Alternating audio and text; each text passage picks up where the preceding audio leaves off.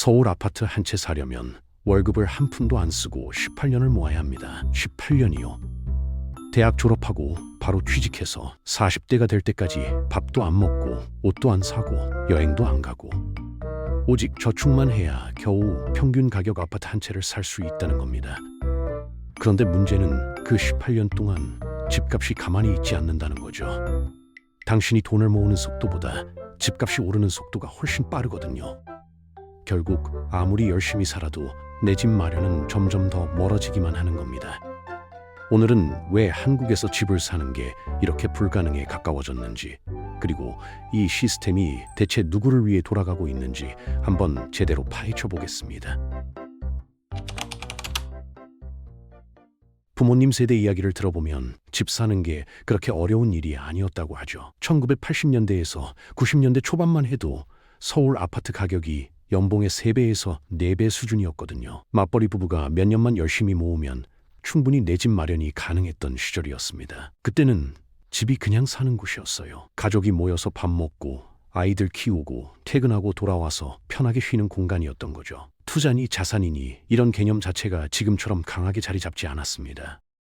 그런데 2000년대 들어서면서 상황이 완전히 달라지기 시작했는데 집이 단순한 주거 공간이 아니라 돈을 불리는 수단으로 인식되기 시작한 겁니다. 부동산 불패 신화라는 말 들어보셨죠? 한국에서는 아파트 가격이 절대 떨어지지 않는다는 믿음이 퍼지면서 너도 나도 집을 사기 시작했고, 이미 집을 가진 사람들은 한 채가 아니라 2채를 3채를 사들이기 시작했습니다. 객투자라는 것도 이때 등장했는데 전세를 끼고 집을 사서 시세 차익을 노리는 방식이죠. 본인 돈은 얼마 안 들이고 남의 돈으로 집을 사는 건데 집값이 오르면 엄청난 수익을 올릴 수 있지만 떨어지면 그대로 폭탄이 되는 위험한 투자 방식입니다.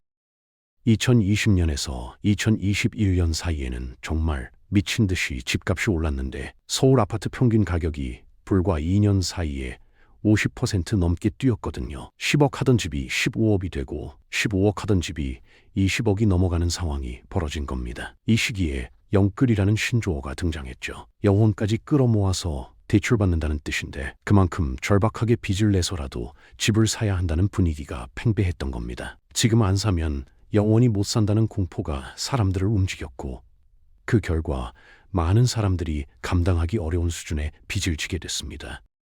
여기서 한 가지 이상한 점이 있는데 집을 사는 사람이 줄어들면 가격이 떨어져야 정상 아닙니까? 다른 물건들은 다 그렇게 작동하잖아요. 스마트폰이 안 팔리면 가격 내리고 자동차가 안 팔리면 할인하고 말이죠. 그런데 부동산은 달라요. 거래량이 뚝 떨어져도 가격은 잘 안 내려갑니다. 왜 그럴까요? 가장 큰 이유는 공급 자체가 구조적으로 제한되어 있기 때문입니다. 한국은 국토의 70%가 산이에요. 사람들이 살 수 있는 평지가 애초에 부족한 거죠. 거기다가 수도권의 인구의 절반이 몰려 있으니까 서울과 수도권 땅값이 천정부지로 오를 수밖에 없는 구조인 겁니다. 그린벨트라고 불리는 개발 제한 구역도 공급을 막는 요인인데 도시 확장을 막기 위해 지정된 지역이거든요. 환경보호 차원에서는 의미가 있지만 주택 공급 측면에서는 발목을 잡는 요소가 되기도 합니다.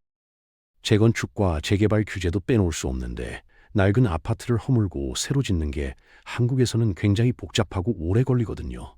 인허가 받는 데만 몇 년씩 걸리고 조합원들 간의 갈등, 정부 규제, 분담금 문제 등등 넘어야 할 산이 한두 개가 아닙니다.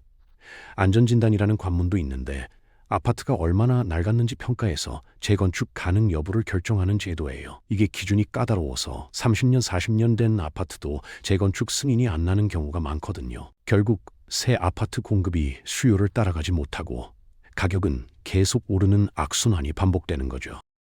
건설 비용도 만만치 않게 올랐는데 인건비는 계속 상승하고 철근이나 시멘트 같은 자재 가격도 뛰었거든요. 건설사 입장에서는 당연히 비싼 고급 아파트를 짓는 게 이익이니까 서민들이 살 수 있는 저렴한 주택은 점점 사라지고 있습니다. 실제로 분양가 6억 원 이하의 아파트 비율이 2019년에는 전체의 60%가 넘었는데 2023년에는 20%로 뚝 떨어졌어요.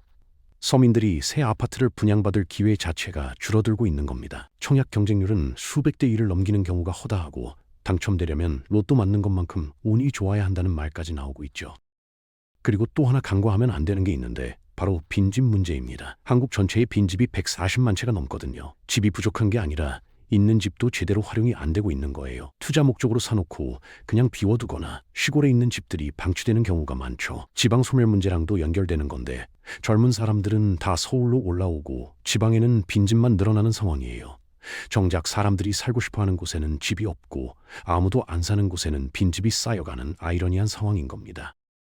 예전에는 집주인이라고 하면 대부분 개인이었잖아요. 은퇴한 부부가 작은 빌라 하나 갖고 있거나 부모님한테 물려받은 집을 세놓는 정도였죠. 월세 받으러 오시는 아저씨나 아주머니 얼굴이 익숙했던 시절이 있었습니다. 그런데 요즘은 상황이 많이 달라졌는데 대형 자산운용사나 기업형 임대사업자들이 주택시장에 본격적으로 뛰어들었거든요. 이들은 수십 채, 수백 채의 주택을 한꺼번에 매입해서 임대사업을 하는데 개인 집주인과는 규모 자체가 다릅니다. 리츠라고 불리는 부동산 투자 신탁도 있는데 여러 투자자들의 돈을 모아서 부동산에 투자하는 상품이에요. 이런 금융 상품들이 주택시장에 들어오면서 집이 점점 더 금융자산화되고 있는 거죠.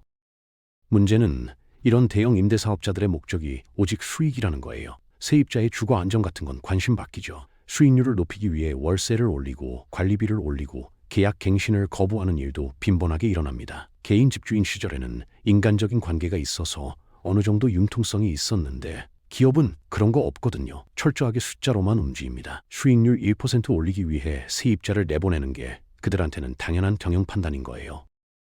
다주택자 문제도 심각한데 한국에서 2주택 이상 보유자가 전체 주택 소유자의 15% 정도 되거든요. 숫자로는 적어 보이지만 이 15%가 전체 주택의 상당 부분을 쥐고 있는 거예요.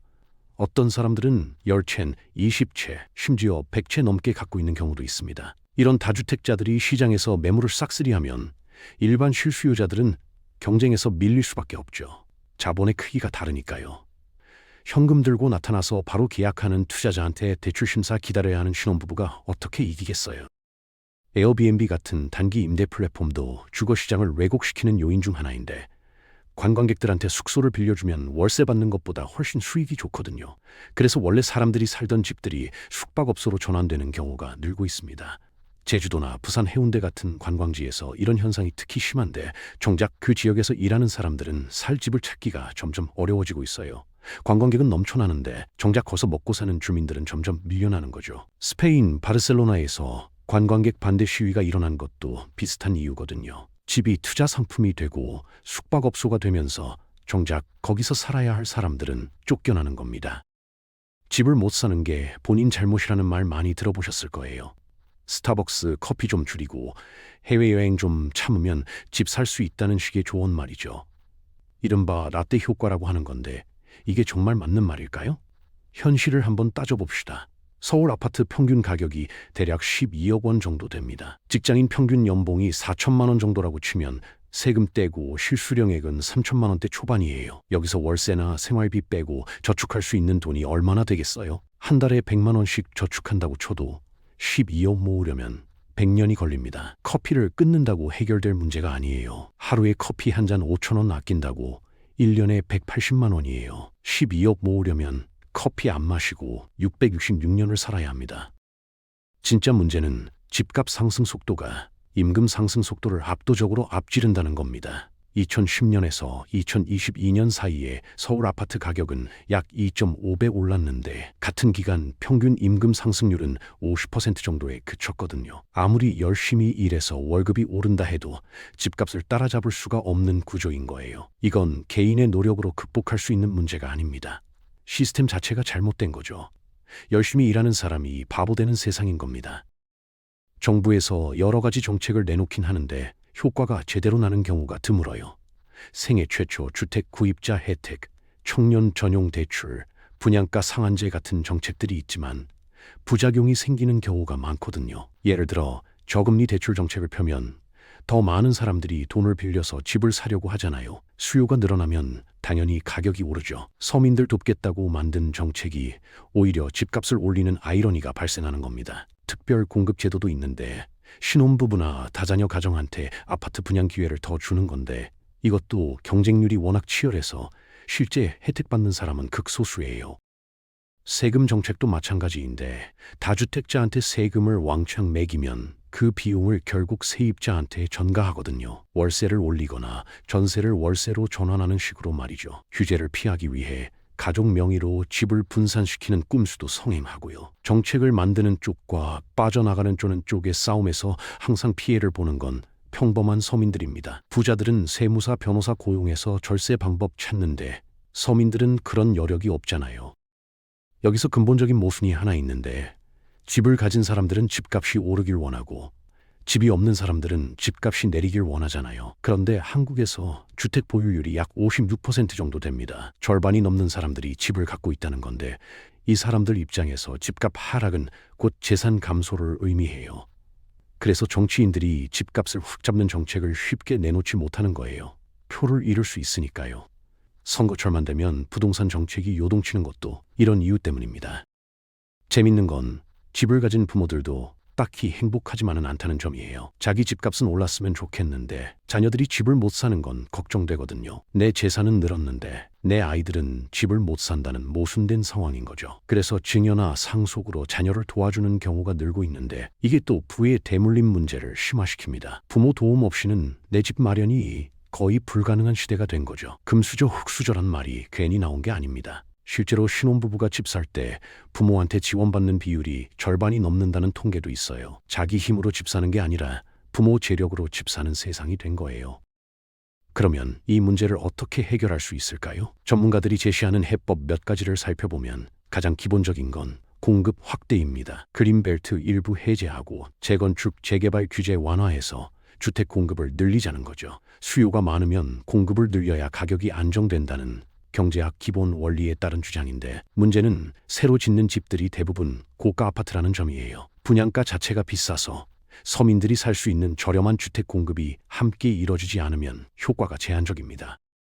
토지 보유세 강화도 거론되는데 땅을 갖고만 있어도 세금을 많이 내게 하면 투기 목적으로 땅을 사재기하는 걸 막을 수 있다는 논리예요. 실제로 땅값 안정에 어느 정도 효과가 있다고 알려져 있지만 기존 토지 소유자들의 반발이 거세서 시행이 쉽지 않죠. 다주택자 규제 강화도 방법인데 한 사람이 여러 채의 집을 소유하는 걸 제한하거나 보유세금을 대폭 올리는 방식이에요. 그런데 이것도 앞서 말했듯이 세금 부담이 세입자한테 전가될 수 있다는 문제가 있고 실제로 그렇게 되는 경우가 많습니다.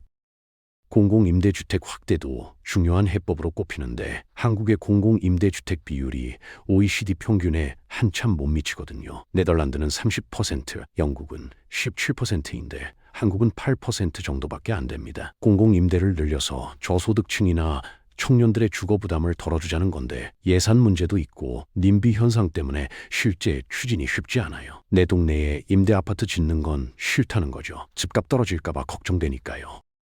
솔직히 말해서 이 모든 해법들이 시행되려면 정치적 의지가 필요한데 현실적으로 쉽지 않습니다. 왜냐하면 정치인들 대부분이 다주택자거든요. 국회의원 재산 공개하면 부동산 비율이 엄청 높은 게 보이잖아요. 본인들 재산에 불리한 정책을 적극적으로 추진하겠어요? 그리고 집값이 갑자기 폭락하면 그것도 문제가 됩니다. 영끌에서 집 산 사람들이 빚더미에 앉게 되고 은행 부실로 이어지면 금융위기가 올 수도 있거든요. 2008년 미국 서브프라임 사태 기억하시죠? 집값 폭락이 얼마나 무서운 결과를 가져오는지 보여준 사례입니다. 한국에서도 하우스푸어라는 말이 있잖아요. 집은 있는데 대출 갚느라 실제로는 가난하게 사는 사람들이요. 이런 사람들이 이미 많은 상황에서 집값이 폭락하면 사회적으로 엄청난 충격이 올 겁니다. 결국 집값이 오르는 것도 문제고 떨어지는 것도 문제인 딜레마에 빠져 있는 거예요. 그래서 정부는 항상 연착륙이라는 말을 하는데 급격하게 떨어지지 않게 천천히 안정시키겠다는 건데 솔직히 이게 잘 된 적이 있나 싶어요. 대부분 시장 상황에 따라 이리저리 끌려다니는 게 현실이죠. 이런 상황에서 많은 청년들이 아예 집 사는 걸 포기하고 있습니다. 내 집 마련 대신 전세로 살거나 아예 월세로 눌러앉는 걸 선택하는 거죠. 이른바 렌트 제너레이션이에요. 평생 임차인으로 살아야 하는 세대라는 뜻인데 꼭 나쁜 것만은 아니라는 시각도 있어요. 집에 목돈 묶어두는 대신 다른 데 투자하거나 유연하게 이사 다니면서 사는 것도 하나의 라이프 스타일이라는 거죠. 꼭 집을 소유해야만 성공한 인생이냐는 의문을 제기하는 사람들도 늘고 있습니다. 실제로 독일이나 스위스 같은 나라는 주택 보유율이 50%도 안 되거든요. 임대 주거가 일반적이고 세입자 권리가 잘 보장되어 있어서 굳이 집을 사지 않아도 안정적으로 살 수 있습니다. 한국도 이런 방향으로 가야 한다는 주장이 있는데 문제는 한국의 전월세 시장이 아직 그 정도로 안정적이지 않다는 점이에요. 갱신 거절, 월세 인상, 계약 파기 같은 일들이 빈번하게 일어나고 전세 사기까지 터지면서 세입자들의 불안감이 엄청 커졌거든요. 전세라는 제도 자체가 한국에만 있는 독특한 시스템인데 원래는 목돈만 맡기면 월세 없이 살 수 있는 좋은 제도였어요. 집주인은 목돈을 굴려서 이자 수익을 얻고 세입자는 월세 부담 없이 살 수 있으니 윈윈이었죠. 그런데 이게 갭투자랑 결합하면서 완전히 변질됐습니다. 집주인이 세입자 보증금으로 또 다른 집을 사고 그 집 보증금으로 또 사고 하는 식으로 돌아가다 보니까 집값이 떨어지면 연쇄적으로 무너지는 구조가 된 겁니다. 빌라왕 사건 같은 전세 사기가 터진 것도 이런 구조적 문제 때문이에요. 수백 명의 세입자가 보증금을 돌려받지 못하고 길거리에 나앉게 된 사건들이 뉴스에 나왔잖아요. 전세가 안전하다는 믿음이 완전히 무너진 거죠. 임대차 3법이라고 해서 세입자 보호를 위한 법이 만들어지긴 했는데 이것도 부작용이 있어요. 계약갱신 청구권 때문에 집주인들이 아예 전세를 월세로 돌리거나 신규 계약 때 보증금을 왕창 올려버리는 경우가 생긴 거죠. 좋은 의도로 만든 법인데 시장이 예상과 다르게 반응한 겁니다. 결국 세입자들은 더 불안해지고 주거비 부담은 더 커지는 역설적인 상황이 벌어졌어요. 결론적으로 한국 주거 문제는 단순히 집값이 비싸다는 게 아니라 전체 시스템이 꼬여버린 겁니다. 집이 사는 곳이 아니라 투자 상품이 됐고 돈 있는 사람들은 계속 집을 사 모으고 없는 사람들은 계속 밀려나는 구조가 굳어져 버렸어요. 정부 정책은 이해관계가 얽혀서 제대로 작동하지 않고 시장은 투기와 불안으로 가득 차 있습니다. 서민들은 그 사이에서 이리 치이고 저리 치이면서 점점 지쳐가고 있는 거죠. 내 집 마련이라는 게 원래 그렇게 거창한 꿈이 아니었거든요. 열심히 일하면 언젠가 내 가족이 편하게 살 집 한 채 정도는 장만할 수 있다. 그게 당연한 거라고 생각했던 시절이 있었습니다. 그런데 지금은 그 당연한 게 불가능에 가까운 꿈이 되어버렸어요. 시스템이 바뀌지 않으면 이 문제는 절대 해결되지 않습니다. 우리가 계속 이 상황을 방치하면 다음 세대는 더 심각한 상황에 처하게 될 거예요. 집이 삶의 터전이 아니라 불평등을 심화시키는 도구가 된 현실. 부모 세대는 집을 샀고 우리 세대는 집을 사지 못하고 다음 세대는 집을 살 생각조차 못하게 될지도 모릅니다. 이게 우리가 원했던 사회의 모습인지 진지하게 생각해 볼 때가 됐습니다.